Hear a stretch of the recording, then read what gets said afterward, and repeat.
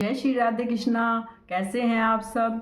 I hope कि अच्छे होंगे और भगवान से प्रार्थना है कि आप सब अच्छे रहें, स्वस्थ रहें।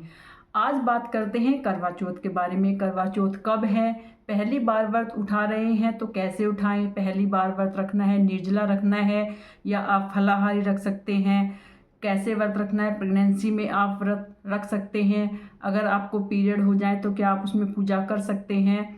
सभी बातें जानेंगे विस्तार से इस पूरी वीडियो में। आप वीडियो को पूरा देखिए। अगर आपने अब तक मेरा चैनल सब्सक्राइब नहीं किया है तो प्लीज़ चैनल को सब्सक्राइब करें और लाइक करें और शेयर करें और कमेंट में बताइए आपको वीडियो कैसी लगती है और किस टॉपिक पे आपको वीडियो आगे चाहिए। तो आइए बात करते हैं करवे के बारे में, यानी करवा चौथ जो चतुर्थी तिथि में मनाया जाता है। तो आप पहली बार अगर व्रत उठा रहे हैं तो कैसे उठाएं? पहली बार व्रत उठाने का मतलब है जब शादी के बाद हर सुहागन महिला व्रत रखती है और हर सुहागन महिला को ये व्रत अवश्य रखना चाहिए अपने घर में सौभाग्य सुख समृद्धि के लिए। इस व्रत रखने से खुद औरत लेडीज का, यानी हम औरतों का खुद का भी सौभाग्य बढ़ता है और हमारे पति की तरक्की होती है, उनकी लंबी उम्र होती है, उनको अच्छी सेहत मिलती है। और आजकल थोड़ा सा चलन बदल गया है, जब हमारा मतलब लड़कियों का रिश्ता तय हो जाता है यानी सगाई हो जाती है और शादी से पहले का जो करवा पड़ता है, तो कुछ कुंवारी लड़कियां भी आजकल व्रत रखती हैं। लेकिन कुंवारी लड़कियां थोड़ा व्रत रखने का तरीका अलग होता है। वह बायना नहीं निकालती है, वह थोड़ा मतलब ज़्यादा पूजा पाठ नहीं करती हैं। तो कुंवारी लड़कियां व्रत किस तरह रखती हैं? कुंवारी लड़कियां सिर्फ मेहंदी लगाती हैं और अपने हाथों में हरे रंग की या लाल रंग की चूड़ियाँ पहन लेती हैं और कहानी सुन लेती हैं, बस इतना ही रखती हैं। इससे ज़्यादा पूजा पाठ कुंवारी लड़कियों को नहीं करना चाहिए। और हमारे यहाँ कुंवारी लड़कियाँ ऐसे ही व्रत रख लेती हैं मतलब। और सुहागन जो महिलाएं हैं वो अपना पूरा शोला श्रृंगार करके पूजा पाठ वगैरह करके पूरा व्रत रखती हैं। और पहली बार अगर आप व्रत रख रहे हैं, मतलब आपकी शादी हुई है और शादी के बाद पहला आपका करवा है, तो आपको क्या पहनना है, कैसे आप व्रत रखें? पहली बार अगर आप व्रत रख रहे हैं तो पहले तो आप अपनी जो आपकी सास है, आपके जो ससुराल है पक्ष है, उसमें आप पूछ ले आपके यहाँ कैसे व्रत रखा जाता है, या तो आप उनके अनुसार ही व्रत रखें जैसे वो कहें, या फिर आप व्रत ऐसे भी रख सकते हैं, आप निर्जला भी रख सकते हैं और आप फलाहारी भी रख सकते हैं। और पहली बार व्रत उठाने के बाद आपने जैसा व्रत पहली बार रखा है आपको फिर हमेशा व्रत वैसा ही रखना पड़ेगा। आपने अगर निर्जला व्रत पहली बार रख लिया है तो आपको फिर हमेशा निर्जला ही व्रत रखना पड़ेगा, चाहे आपकी तबीयत खराब हो या कुछ भी हो, कुछ भी आपके साथ प्रॉब्लम हो सकती है। तो इसलिए आप अगर पहली बार व्रत रख रहे हैं तो आप पहली बार ही व्रत उस हिसाब से रखें। या तो आप पहली बार व्रत जैसे सुबह आप उठें, आपके यहाँ अगर सरगी खाते हैं तो आप सरगी खा लें। हमारे यहाँ सरगी नहीं खाते हैं और ना हमारे यहाँ सास मतलब सरगी देती है, तो हम नहीं खाते हैं, ना हमने शुरू से सरगी खाई है। हमारे यहाँ बिना सरगी के ये व्रत रखा जाता है। मतलब जो भी हम रात को खाते हैं बस वही मतलब खा के सोते हैं। सुबह उठकर हम अपना पूजा पाठ वगैरह करते हैं, क्योंकि कार्तिक का महीना इसमें चल चुका होता है। तो हम जो अपनी सुबह तुलसी पूजन करना है, पूजा पाठ वगैरह करनी है, वो सब कुछ करके अपना फिर हम सुबह को चाय ले लेते हैं। आप उसके साथ कुछ फलाहार भी ले सकते हैं। हमारे यहाँ से ये मतलब थोड़ा ससुराल पक्ष से ना मिठाई विठाई आ जाती है ऐसी जो आप व्रत में ले सकते हो। अगर आप लेना चाहते हो तो आप फलाहारी चाय वगैरह ले लो, क्योंकि अगर आप पहली बार ये व्रत ऐसे रख लोगे ना तो आपको हमेशा ही ऐसे रख लें। कई बार फिर आपके साथ कोई प्रॉब्लम, आप ना ही चाहे ना भी खाएं, लेकिन अगर आपने पहली बार चाय वगैरह पी लिया तो आप फिर कभी भी पी सकते हो उसको।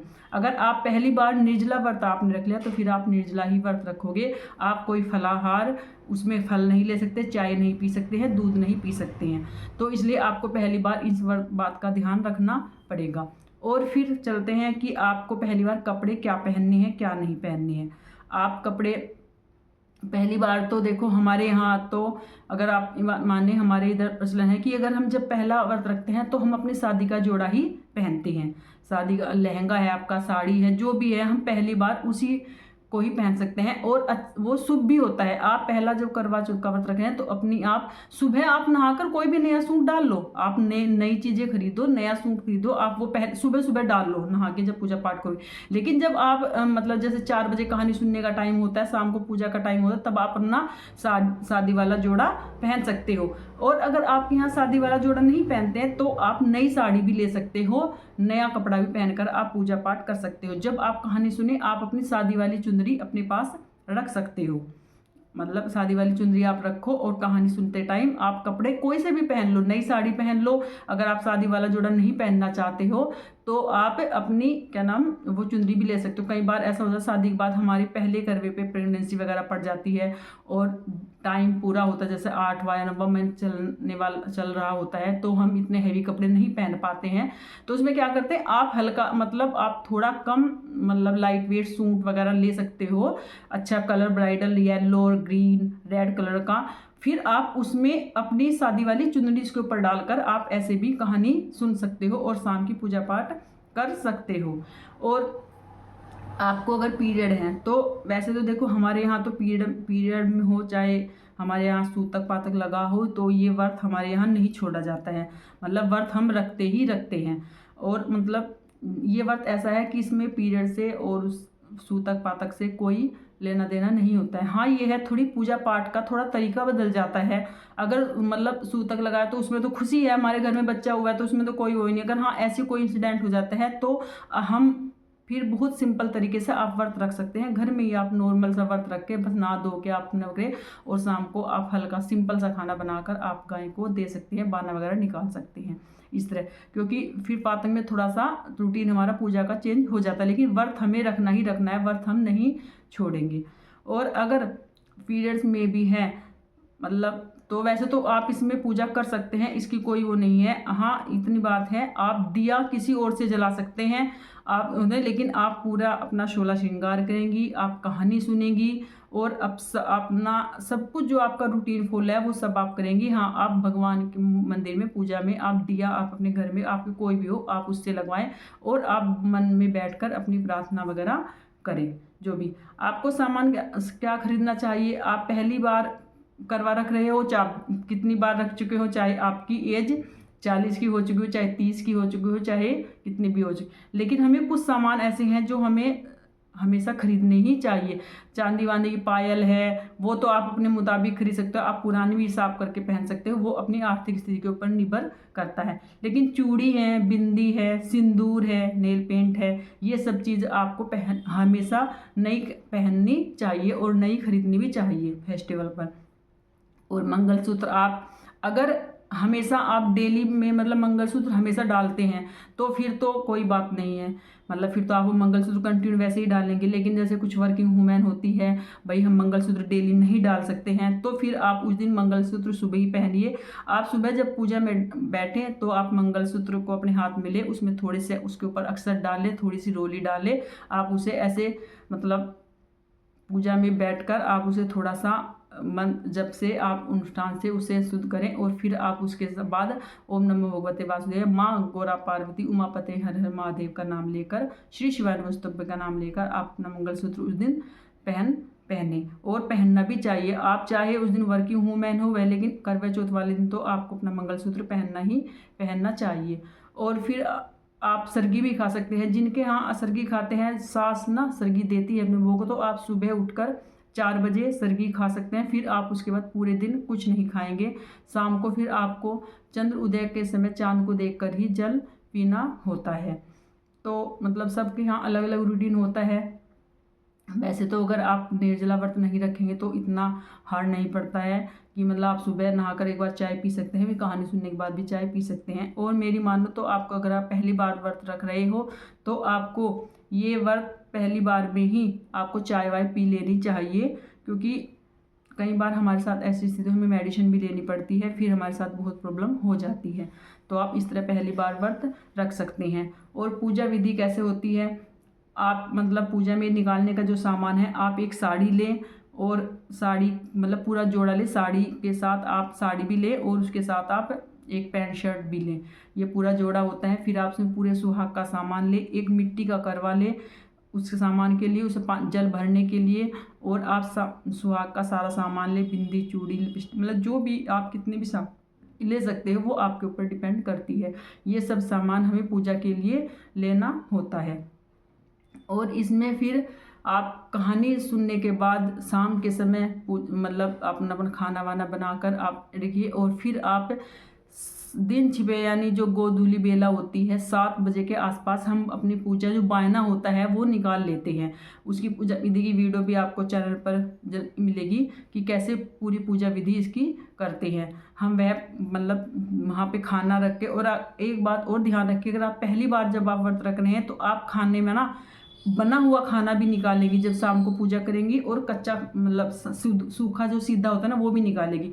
क्योंकि कई बार ऐसा होता है कि हम मतलब ऐसा होता है इसका बाना जो होता है वो एक बार हम जिसको दे देते हैं ना, फिर वो बाना हमेशा हमेशा पूरी ज़िंदगी हमें उसी को ही देना पड़ता है।